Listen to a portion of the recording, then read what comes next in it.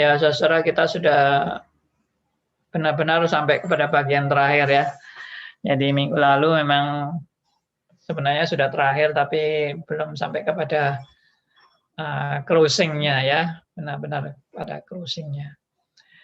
Nah, jadi saya mau sampai kepada kesimpulan tentang keseluruhan buku ini, bahwa buku ini memang bertujuan untuk ya sesuai dengan temanya, yaitu apakah Calvinis yang sejati itu. Dan ini bukan aliran baru, ini bukan pemahaman baru, ini bukan doktrin baru, sama sekali tidak. Tapi Calvinis yang sejati itu adalah justru kita benar-benar mau secara murni untuk kembali kepada Alkitab. Ya, jadi benar-benar secara murni untuk mau kembali kepada Alkitab. Dan kita memang disadarkan ya bahwa kita itu nggak mungkin benar-benar bisa murni.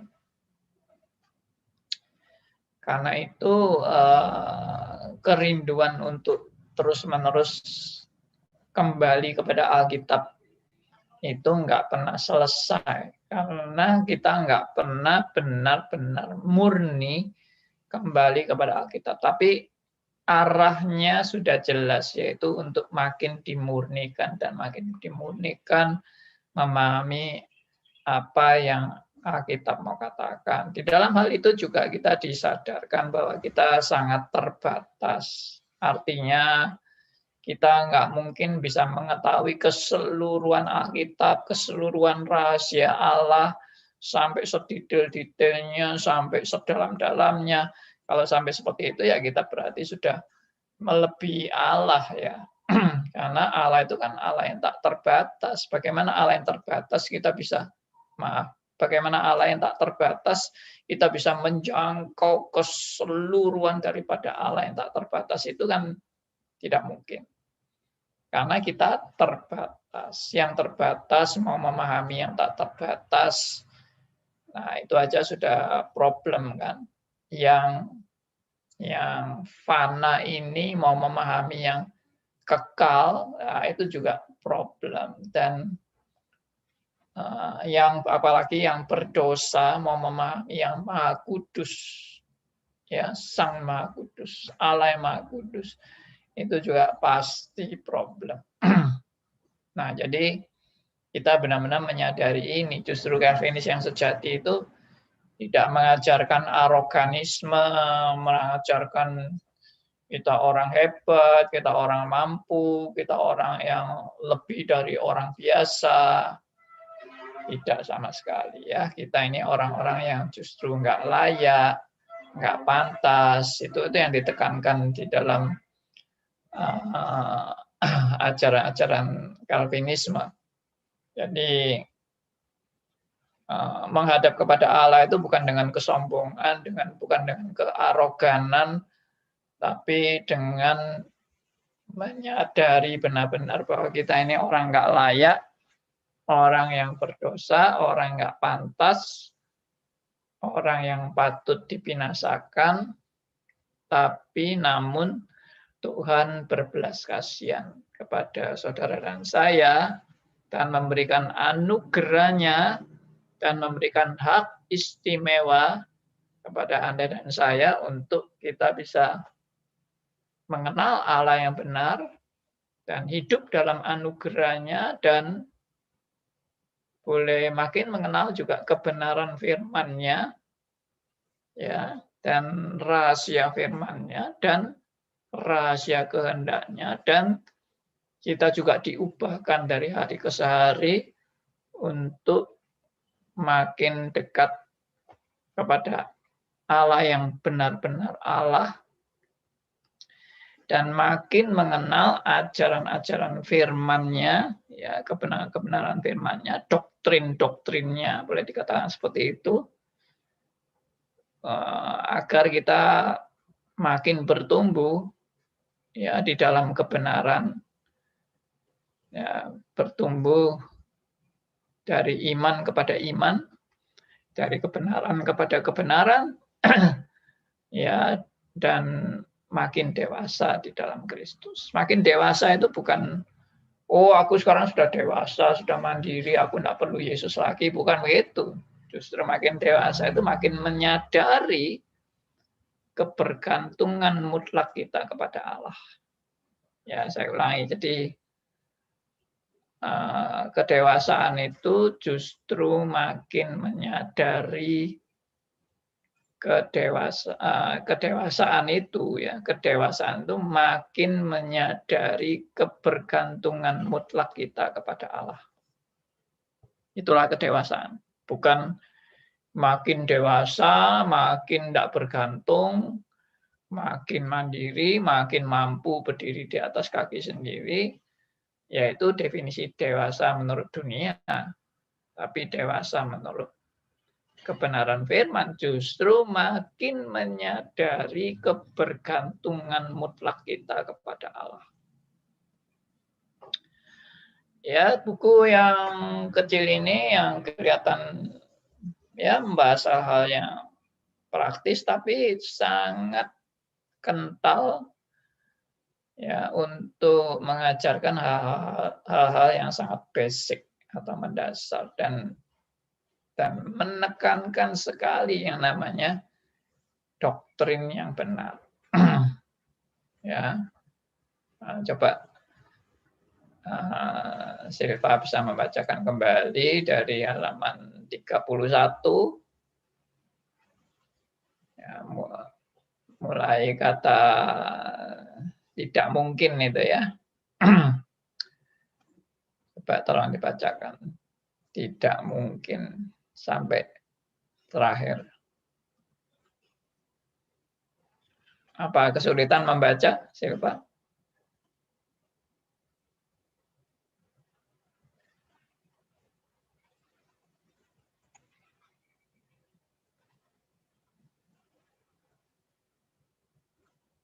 Ya, kalau tidak bisa, saya aja yang baca. Bisa, Pak. Tidak mungkin kita cemburu bagi kemuliaan Allah tanpa memiliki hasrat yang seimbang akan doktrin yang tepat. Karena doktrin yang tepat adalah apa yang menjaga keberanugerahan kita, keberanugerahan Injil. Dikatakan demikian mengenai George Whitefield. Ia mengetahui bahwa kesalahan pada kebenaran yang agung dari Injil bukanlah hal yang biasa saja, tetapi mengerikan dan fatal. Ia tahu bahwa itu bukanlah kejujuran dan kemurahan hati jika mengatakan bahwa kesalahan dalam penghakiman tidak menyakitkan, tetapi merupakan ketiadaan belas kasih dan kekejaman yang paling besar. Karenanya ia sering menegur dengan begitu kerasnya. Whitefield tahu semua ini karena ia mengerti perjanjian baru yang di dalamnya ada perhatian terus-menerus kepada doktrin yang benar. Dari zaman para rasul, gereja telah berada dalam bahaya konstan untuk tunduk kepada anugerah palsu dari Injil yang salah. Karenanya, selalu merupakan keniscayaan untuk mengajarkan anugerah yang berdaulat, sebagaimana pula menyanggah mereka yang menentangnya, seperti yang dipahami Whitefield dengan baik. Membela doktrin anugerah bukanlah sekadar tugas, tetapi juga belas kasih. Perjanjian baru yang memberitakan kabar baik mengenai Yesus Kristus adalah perjanjian baru yang sama, yang mengajarkan bagaimana mempertahankan Injilnya dari kesalahan. Dan perjanjian baru melakukan keduanya, pemberitaan Injil anugerah dan pengajaran doktrin anugerah, karena kasih kepada jiwa-jiwa manusia yang terhilang.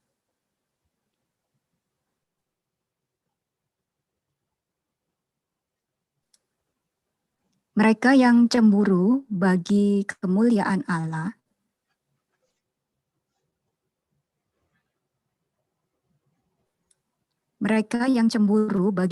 Allah harus mengembangkan doktrin yang benar dengan keseluruhan, dengan seluruh kerendahan hati. Karena seperti yang telah kita lihat, kerendahan hati adalah salah satu kebajikan utama dari Calvinisme. Contoh yang baik dari apa artinya cemburu bagi kemuliaan Allah datang dari hidup Henry Martyn, cendekiawan dari Cambridge, dan misionaris Anglikan di awal abad ke-19 untuk India. Pada satu kesempatan saat Martin sedang bepergian melalui negara Islam, ia ditunjukkan sebuah gambar Yesus yang membungkuk dan memegang jubah Muhammad. Martin menangis dan saat salah satu koleganya bertanya apa yang ia tangisi, ia berkata, "Aku tidak dapat bertahan hidup jika Yesus tidak dimuliakan. Akan menjadi neraka bagiku jika ia terus-menerus dihina." Martin adalah seorang Calvinis sejati, berhati lembut dan jiwa penginjil dengan kecemburuan yang kudus bagi kemuliaan Allah. Ya. Jadi saya ulang lagi beberapa kalimat yang saya mau tekankan. Tidak mungkin kita cemburu bagi kemuliaan Allah tanpa memiliki hasrat yang seimbang akan doktrin yang tepat. Ya, saya ulangi. Tidak mungkin kita cemburu bagi kemuliaan Allah tanpa memiliki hasrat yang seimbang akan doktrin yang tepat. Karena doktrin yang tepat, ya, saya ulangi, karena doktrin yang tepat adalah apa yang menjaga keberanugerahan Injil. Ya, maksudnya adalah saudara jangan mengabaikan doktrin dalam kehidupan Kristen Anda. Karena dengan Anda mengabaikan doktrin, itu juga berarti Anda tidak setia kepada Injil. Ya, karena apa? Karena dengan Anda sungguh-sungguh perhatian terhadap doktrin yang tepat itu, Anda juga sedang mempertahankan akan kebenaran Injil yang sejati. Ya, saya ulangi, dengan Anda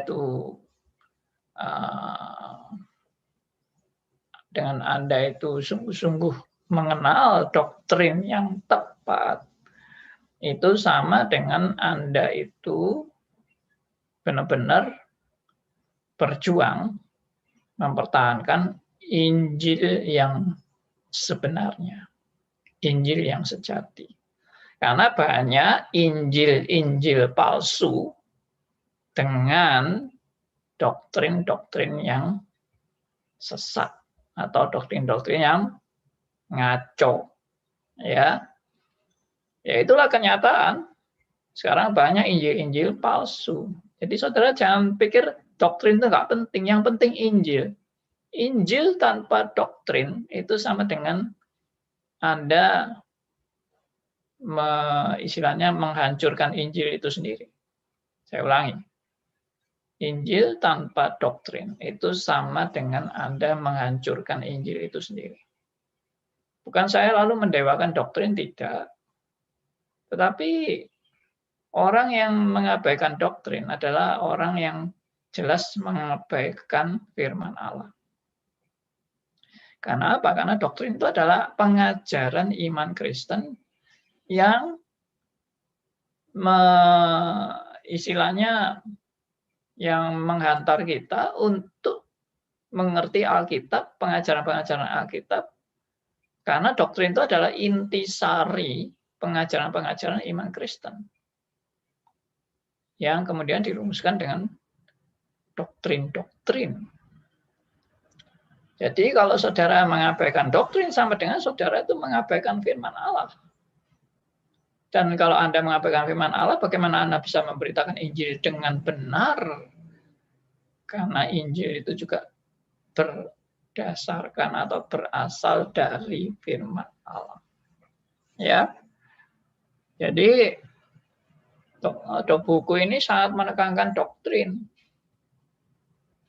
Nah, jadi kalau jadi orang Kristen tidak menekankan doktrin, ya itu namanya bukan Calvinis yang sejati.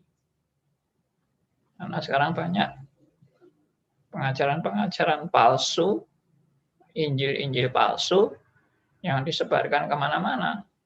Mungkin ada yang tanya, Injil palsu itu bagaimana, Pak? Ya, kalau Anda percaya kepada Yesus, Anda akan cepat kaya raya. Nah, itu Injil palsu. Ya, atau kalau Anda percaya kepada Yesus, Anda akan disembuhkan dari segala penyakit Anda. Itu Injil palsu. Ya, Injil kemakmuran, Injil kesuksesan. Ya. Nah, ini hal seperti ini harus kita benarkan. Itu hanya contoh aja. Dan memang Injil palsu banyak sekali. Dan kesesatan Injil sangat-sangat luas. Begitu banyak penyesatan terhadap Injil. Oke. Jadi tadi buku ini juga menekankan tulisan ini. Dari zaman para rasul, gereja telah berada dalam bahaya konstan untuk tunduk kepada anugerah palsu dari Injil yang salah. Nah, jadi di zaman dulu sudah ada muncul Injil yang salah di zaman para rasul. Zaman di mana Injil mulai diberitakan sudah ada Injil palsu. Dan Injil palsu waktu zaman itu adalah Injil yang plus. Misalnya, kamu baru bisa diselamatkan kalau kamu mau menyunatkan dirimu.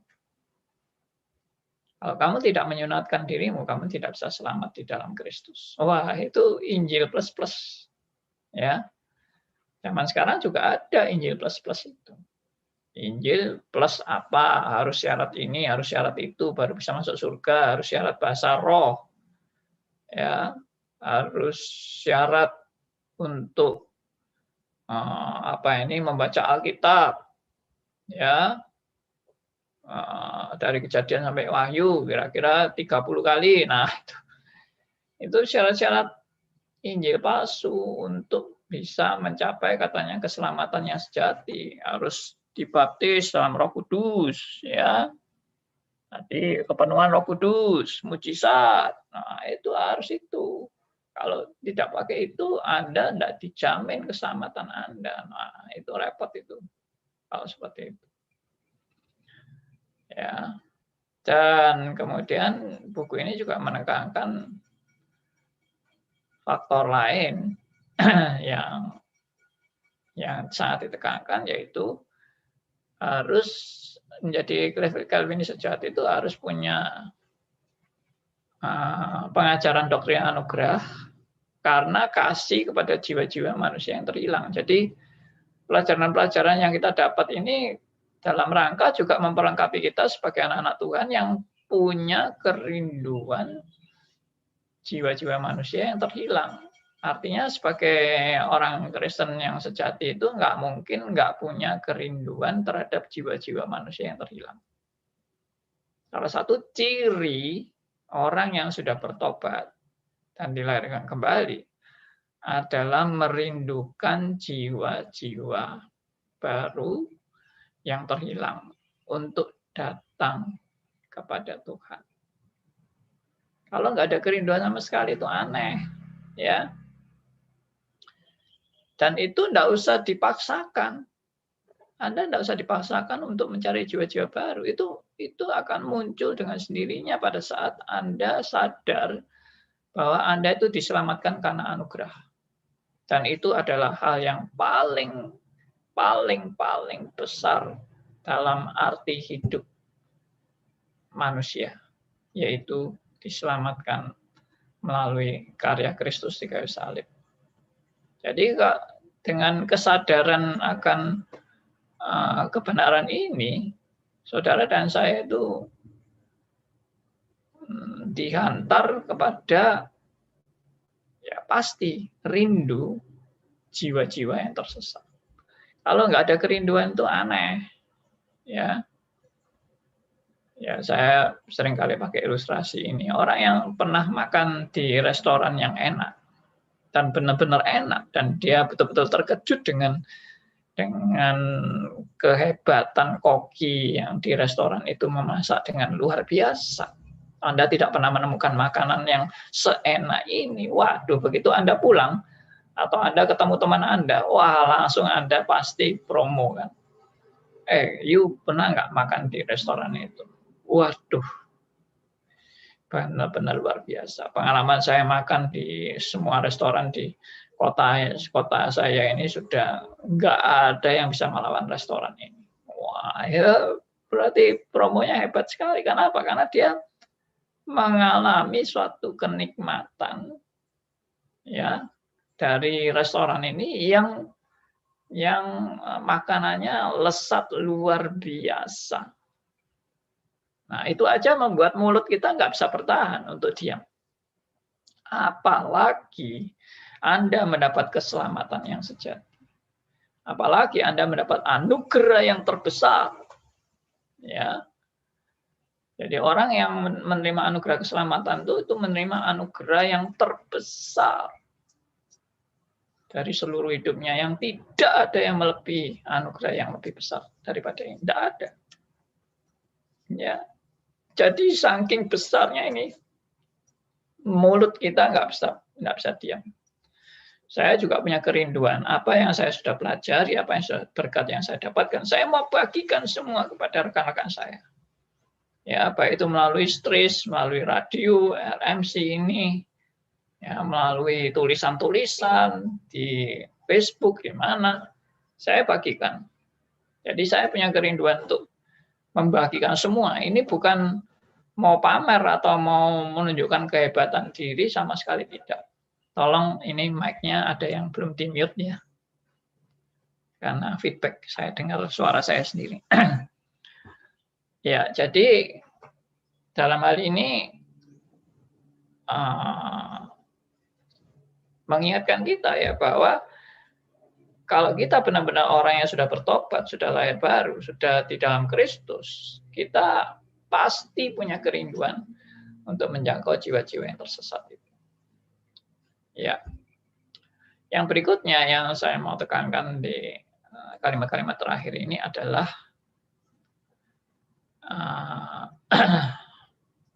di alinea terakhir dari halaman 31, yaitu mereka yang cemburu bagi kemuliaan Allah harus mengembangkan doktrin yang benar. Nah ini sekali lagi doktrin yang benar lagi ya. Saya ulangi. Mereka yang cemburu bagi kemuliaan Allah harus mengembangkan doktrin yang benar dengan seluruh kerendahan hati. Nah ini perhatikan. Dengan seluruh kerendahan hati. Lalu kalimat berikutnya. Kerendahan hati adalah salah satu kebajikan utama dari Calvinisme. Saya ulangi, kerendahan hati adalah salah satu kebajikan utama dari Calvinisme. Jadi ternyata Calvinisme itu tidak mengajarkan aroganisme, ya, tidak mengajarkan. Tolong mic-nya ada yang belum di-mute-nya. Saya agak terganggu dengan suara-suara feedback ini. Ya, jadi dalam Calvinisme ini tidak pernah mengajarkan aroganisme. Ya, merasa diri yang paling benar, merasa diri yang paling hebat, menghina orang-orang yang belum di dalam Kristus, ya, merendahkan, sama sekali itu tidak boleh. Kenapa? Karena Calvinisme mengajarkan apa? Semua hanya karena anugerahnya. Kalau orang betul-betul menyadari ini, semua karena anugerahnya, semua karena anugerahnya, semua karena anugerahnya, bagaimana saya bisa menyombongkan diri bahwa saya adalah lebih dari yang lain? Tidak. Pengertian anugerah itu menunjukkan bahwa saya tidak lebih baik dari orang lain. Tuhan memberi anugerah kepada saya bukan karena saya lebih dari orang lain, tapi semata-mata karena belas kasihan Tuhan. Ya, belas kasihan Tuhan. Tidak ada kelebihan apapun dalam diri saya yang membuat Allah mau mempertimbangkan untuk memilih saya. Tidak ada. Justru saya yang bobrok, dipilih Allah, diberi anugerah keselamatan, dan saya perlu terus-menerus diubahkan dari hari ke hari. Juga karena anugerah Allah. Oke, demikian seluruh buku ini boleh membahas tentang Calvinisme yang sejati. Tentunya rangkumannya silakan saudara melihat dari awal. Kalau mau lengkap, silakan melihat seri Calvinisme Sejati ini dari awal. Tapi kelihatannya dulu belum ada YouTube-nya ya dari awalnya itu. Jadi kita baru pakai YouTube itu ya saya nggak ingat, mungkin baru awal tahun ini mungkin ya pakai YouTube. Oke, demikian pembahasan kita. Saya kembalikan kepada Silva.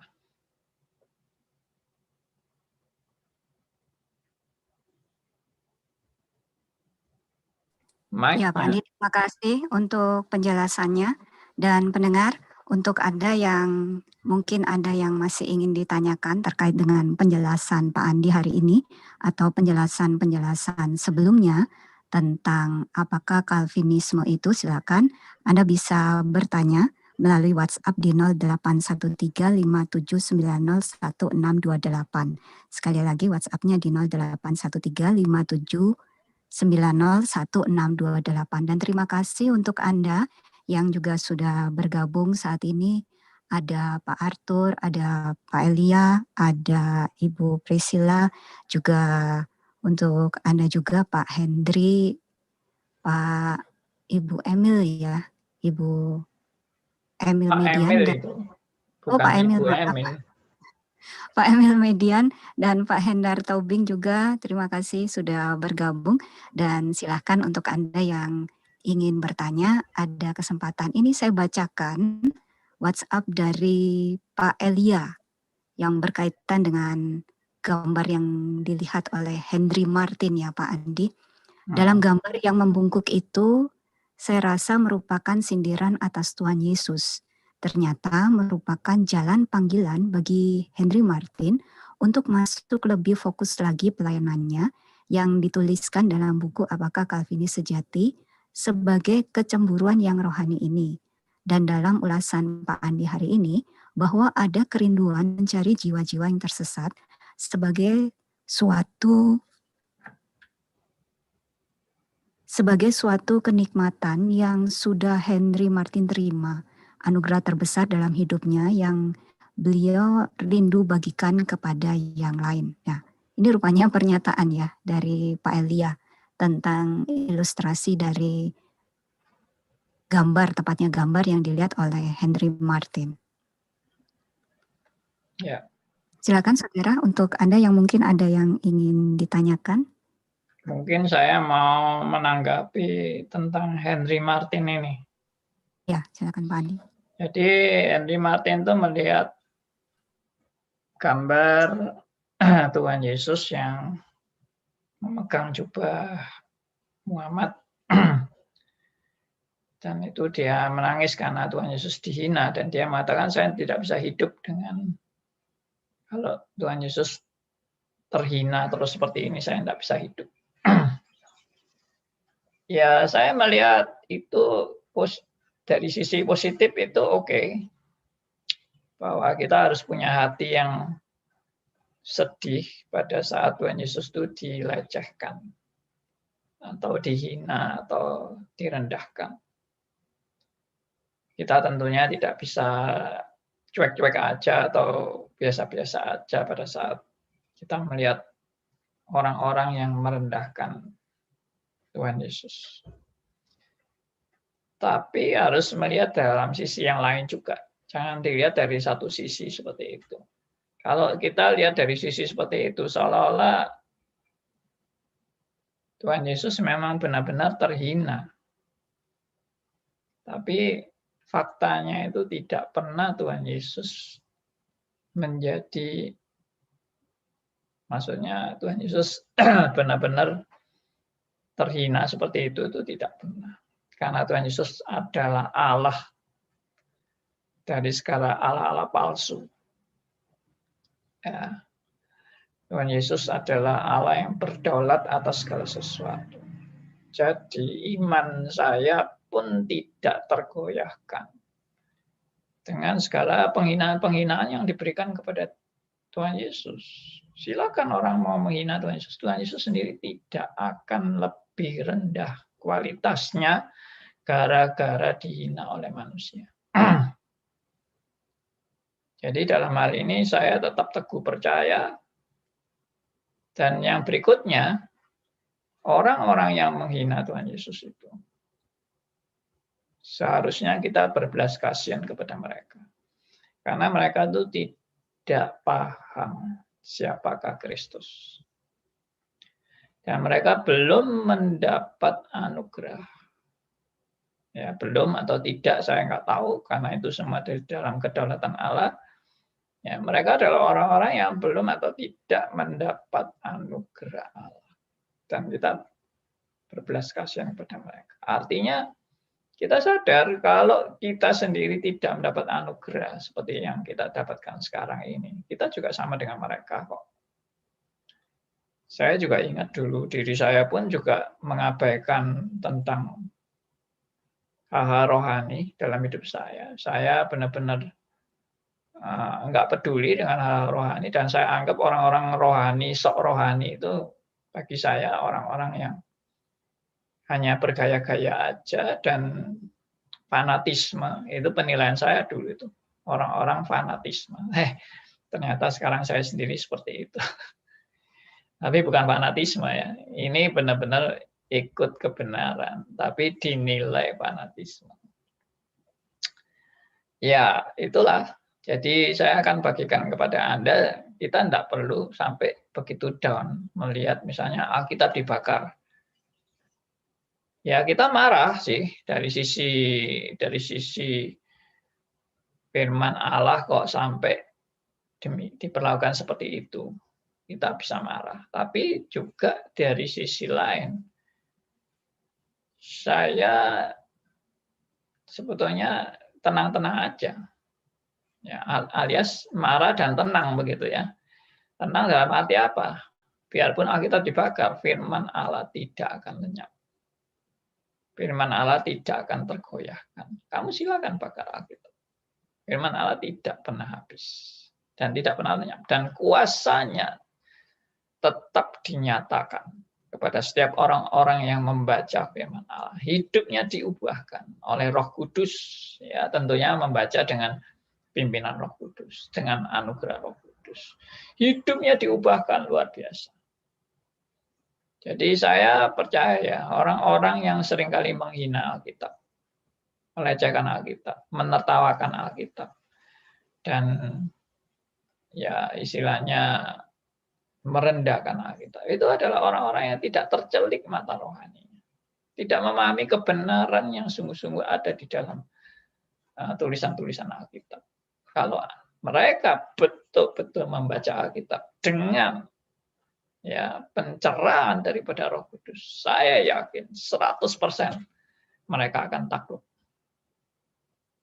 Ya, tapi kalau mereka buta, ya tidak akan memahami kebenaran-kebenaran itu. Dan itu sudah terbukti dari orang-orang yang dari bukan Kristen membaca Alkitab. Makin membaca, mereka makin terheran-heran. Alkitab begitu luar biasa. Ya, kebenaran-kebenaran firman-Nya begitu meneguhkan dan sesuai dengan kebenaran yang sejati, bukan kebenaran palsu.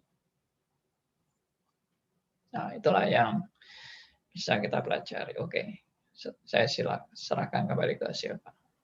Boleh menambahkan sedikit? Ya, silakan Pak Elia. Begini Pak, saya pikir itu merupakan bagian daripada Pak Henry untuk masuk. Sama seperti bagian Pak yang cuek aja, dengan tanda kutip cuek begitu ya, dengan dibakarnya Alkitab seperti Pak mengilustrasikan. Karena itu merupakan bagian Pak, karena Pak yakin iman Henry tidak akan goyah, iman Pak Andi juga tidak akan goyah. Kan begitu, cuman cara merespon merupakan satu hal yang komprehensif dari seluruh kedaulatan Allah. Dia dengan tergelitik, marah, dia merespon. Pak tidak marah, tapi Pak yakin dengan Alkitab dibakar tuh ilustrasi itu, Pak makin menjalankan di porsi kita masing-masing. Itu saja yang ingin saya merespon. Setuju, 100% saya setuju. Saya Kalau tidak saya- menyalahkan Henry, tapi saya cuma mau melihat dari sudut lain supaya melengkapi.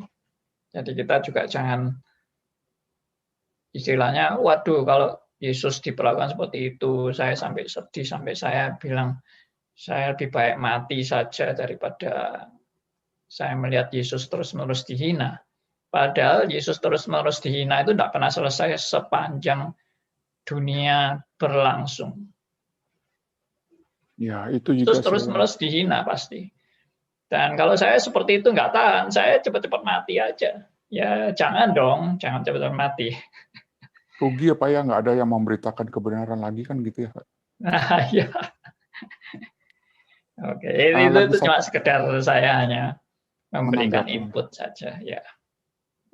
Lagi satu sebelum kepada yang lain, saya pikir sama seperti kita punya porsi masing-masing. Kalau kita rindu kepada, orang ini kok begini, kita gregetan.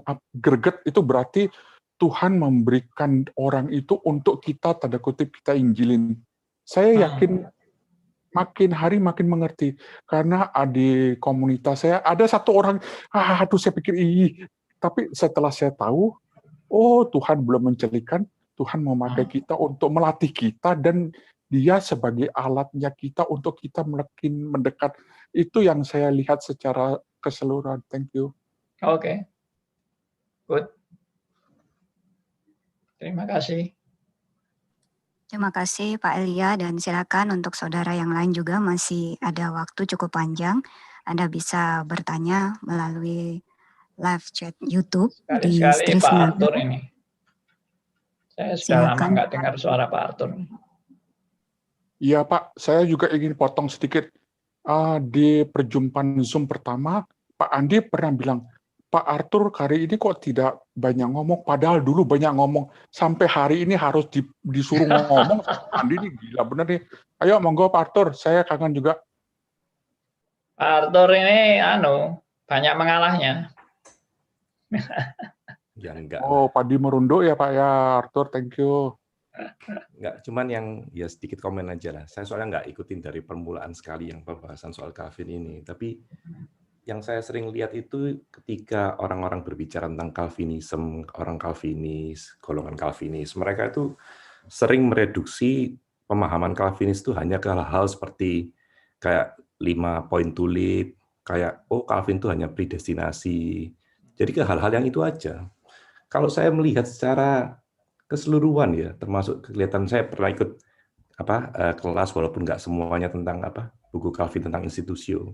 Oh ya. Itu sebenarnya tema besar Calvin itu adalah kemuliaan bagi Allah, Soli Deo Gloria. Jadi itu tema besarnya. Cuman orang-orang itu kadang-kadang cuman mengambil secuplik-secuplik, menyerang hal ini aja tentang ya itu saya bilang predestinasi dan penetapan Allah. Padahal ya semuanya itu mengerucut itu cuma ke dalam satu hal itu aja, Soli Deo Gloria itu. Ya begitu. Iya. Yang seringkali diserang itu ya soal Servetus itu. Iya, benar. Bolak-balik itu aja.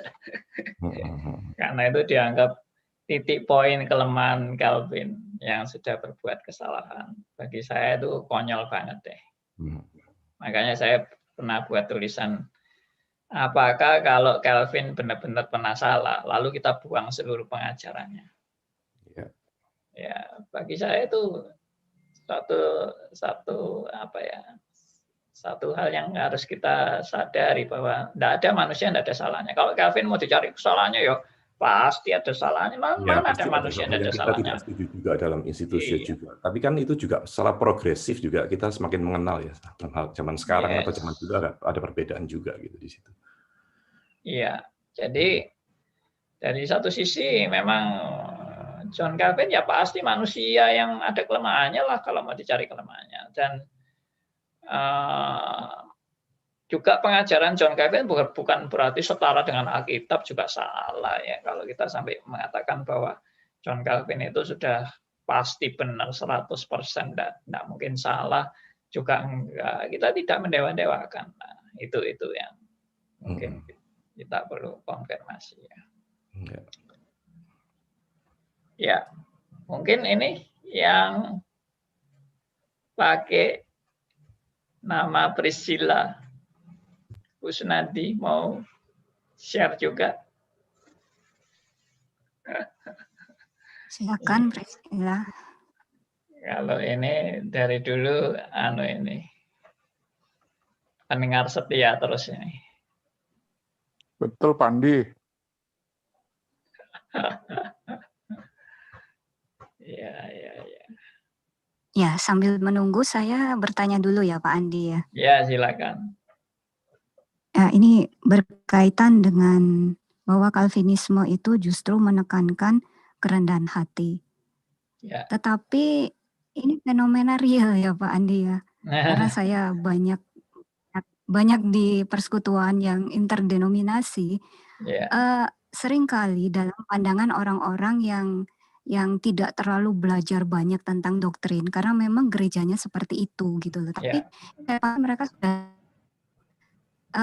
mengatakan begini, orang-orang yang belajar doktrin itu kok sombong-sombong ya, seolah-olah itu surga itu milik mereka gitu loh. Kita ini nggak bakalan masuk surga hanya karena doktrin kita itu salah. Padahal kan keselamatan bukan karena doktrin, tapi kan karena kita percaya Yesus. Dan saya melihat sendiri memang teman-teman yang latar belakang gerejanya doktrinnya begitu sederhana gitu ya. Mereka sungguh-sungguh dalam pelayanan, dalam kesetiaannya mengikut Tuhan, apalagi dalam penginjilan, mereka juga sungguh-sungguh. Nah, saya melihat di sini Pak Andi, bagaimana kita menjaga hati kita ini tetap rendah hati, khususnya terhadap orang-orang yang belum paham doktrin.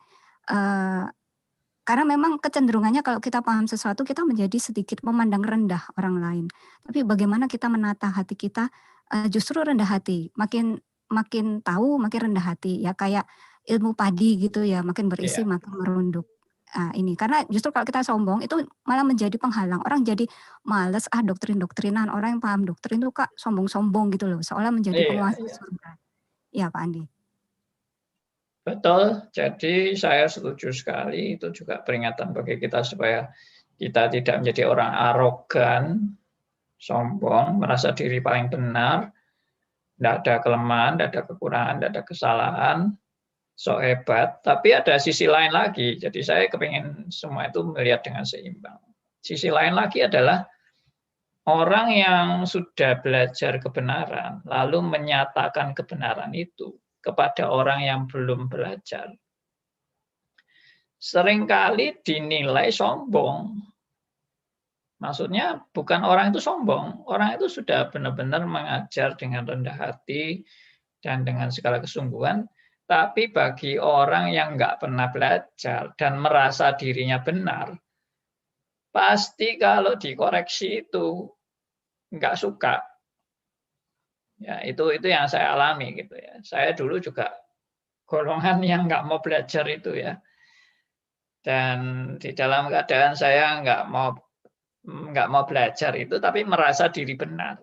Nah, begitu ada orang yang menegur saya langsung marah dan saya langsung tidak terima dan menilai orang yang menegur saya ini sok hebat, merasa diri lebih hebat. Padahal mungkin tujuan orang yang mau menegur saya ini malah bukan merasa sombong, tapi merasa kasihan dengan saya karena saya ini salah. Ya, saya ini nggak benar, saya ini dikasihani sama dia, tapi reaksi saya adalah menilai dia sombong. Nah,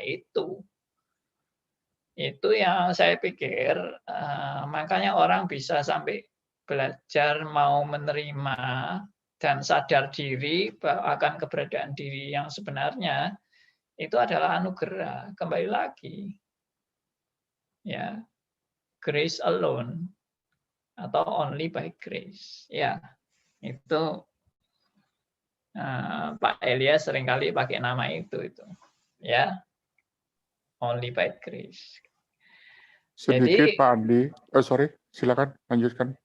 Ya, jadi baik bagi yang sudah mengenal doktrin maupun yang belum mengenal doktrin, itu sebetulnya sama-sama punya bakat sombong. Orang yang sok merasa sudah tahu dan mengajari orang yang dianggap goblok, itu ya bisa sombong, ya kan? Tapi orang yang diajari, yang nggak ngerti apa-apa ini, lalu diajari dan merasa nggak terima dan merasa dirinya benar, dan yang menegur itu sombong, dia sendiri sebetulnya tanpa sadar dia juga sombong. Ya, makanya saya kan pernah bergurau, ya misalnya orang reform dinilai, orang reform itu sombong-sombong ya. Nah, saya mau tanya kembali, yang menilai orang reform sombong itu sombong nggak? Jadi orang yang menilai orang reform sombong itu dia rendah hati, menilai dengan rendah hati atau menilai dengan kesombongan. Jadi sebetulnya ya sama-sama sombong. Kita menilai orang lain sombong itu berarti kita akan merasa diri kita lebih rendah hati kan dari orang sombong itu. Dan kita lebih baik dari orang sombong itu, ya itu sudah sombong juga gitu loh. Makanya orang bisa benar-benar sampai sadar diri akan kesombongannya, itu adalah anugerah. Ya, sebetulnya memang kita memang betul berkata tidak ada orang yang rendah hati, tidak ada. Semua orang itu memang sudah jatuh dalam dosa dan kedagingannya menyombongkan diri, selalu itu. Kedagingan kita itu kedagingan yang menyombongkan diri, dan kalau sampai sadar diri bahwa kita sombong itu anugerah. Itu betul-betul anugerah, karena tidak semua orang bisa sadar diri kalau dirinya sombong, alias mengaku aku memang orang sombong. Nah itu. Oke, Elia tadi mau ngomong apa? Ya, sorry, sempat hampir mau menggal. Saya melihat ini mengalir ya, kata di tayangan yang kapan tuh Pak bilang, kalau mengalir saja itu bukan Alkitabiah. Tapi saya melihat perbincangan kita berempat hari ini itu mengalir, Pak.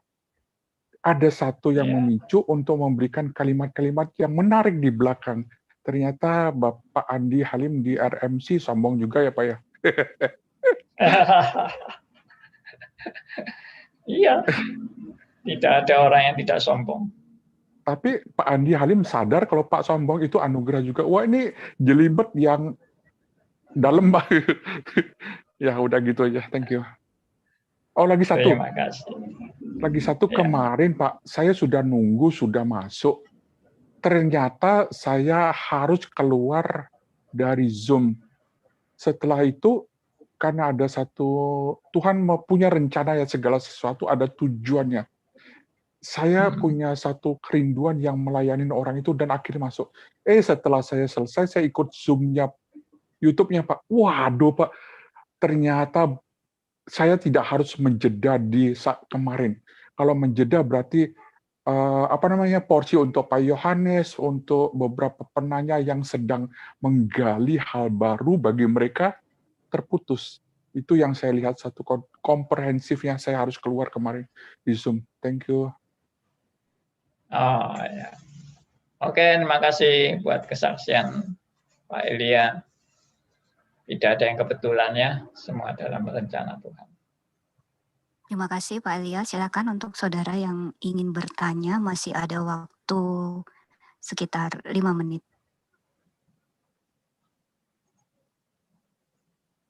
Pak Andi, atau ingin ada kesimpulan keseluruhan Pak dari buku ini? Oke, kalau nggak ada yang mau kasih masukan lagi, kesimpulan saya seperti tadi yang sudah diungkapkan oleh Pak Arthur,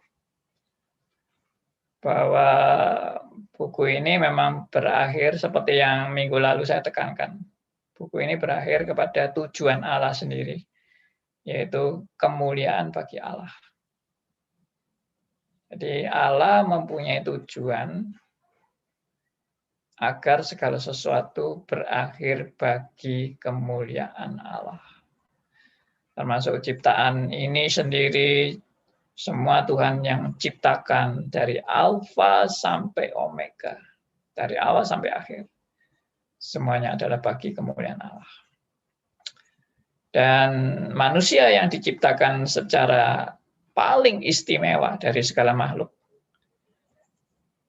adalah manusia yang mendapat berkat yang juga teristimewa.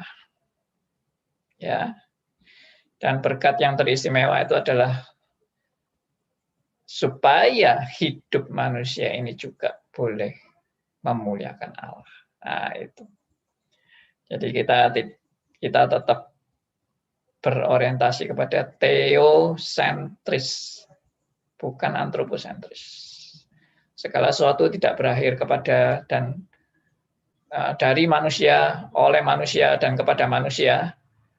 Bagi manusialah kemuliaan sampai selama-lamanya. Itu jelas-jelas sesat. Ya, yang benar adalah bahwa segala sesuatu adalah dari Dia dan oleh Dia dan kepada Dia.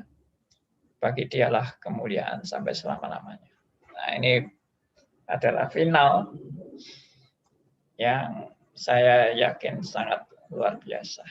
Ya, doktrin reform atau Calvinis ini adalah doktrin yang boleh dikatakan sangat komprehensif, menyeluruh, utuh, integrated, ya, nyambung satu dengan yang lain, ya, dan harmonis, ya, sangat harmonis doktrinnya, tidak berkontradiksi satu dengan yang lain, dan juga sangat sinkron dengan ajaran Alkitab. Yang dimaksud itu tentunya sangat tunduk, ya, mungkin lebih tepat begitu, sangat tunduk kepada pengajaran-pengajaran kitab suci. Nah, itulah Calvinis sejati. Mohon maaf bila ada yang masih merasa tersandung dengan istilah Calvinis sejati ini. Saya kira bukan istilahnya yang penting, tapi spiritnya yang penting. Anda harus menangkap spiritnya, bahwa spiritnya adalah betul-betul mau setia dan kembali kepada Alkitab. Dan itu seharusnya adalah milik semua orang yang percaya kepada Kristus. Yaitu punya spirit kembali kepada kitab suci, kembali kepada Alkitab, setia kepada Alkitab. Dan semuanya juga untuk kemuliaan bagi Allah. Semuanya juga adalah anugerah Allah semata-mata. Puji Tuhan, kita sudah mengakhiri seluruh buku ini.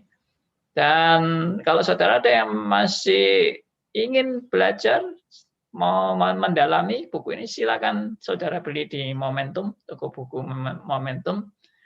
Ya, apakah Calvinis yang sejati itu karangan dari Philip Graham Ryken.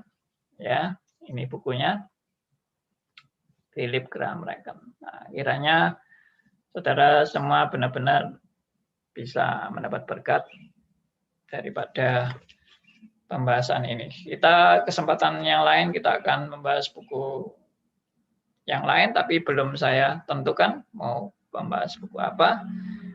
Tuhan memberkati kita semua. Saya langsung tutup dalam doa. Mari kita berdoa. Bapa yang di surga, kami sungguh bersyukur karena anugerah-Mu bagi kami boleh belajar firman, karena kami boleh dipersatukan dalam kebenaran, kami boleh terus-menerus diproses di dalam kehidupan kami sebagai anak-anak-Mu. Kami dididik, dihajar, diperlengkapi, dan kami juga diingatkan siapakah kami sebenarnya. Kalau bisa menjadi seperti sekarang ini hanya karena anugerah Tuhan semata-mata. Terima kasih Tuhan, Engkau berkati kami satu persatu, baik yang di YouTube, baik yang di Zoom, maupun di aplikasi Radio RMC. Dan juga Tuhan berkati rekan-rekan yang di studio, yang mempersiapkan semua perjalanannya Radio RMC sampai setiap hari 24 jam. Tuhan berkati semuanya. Kami serahkan doa kami serahkan seluruh pendengar Radio RMC dimanapun berada. Tuhan juga berkati dalam nama Tuhan kami Yesus Kristus, Tuhan dan Juru Selamat kami yang hidup. Amin.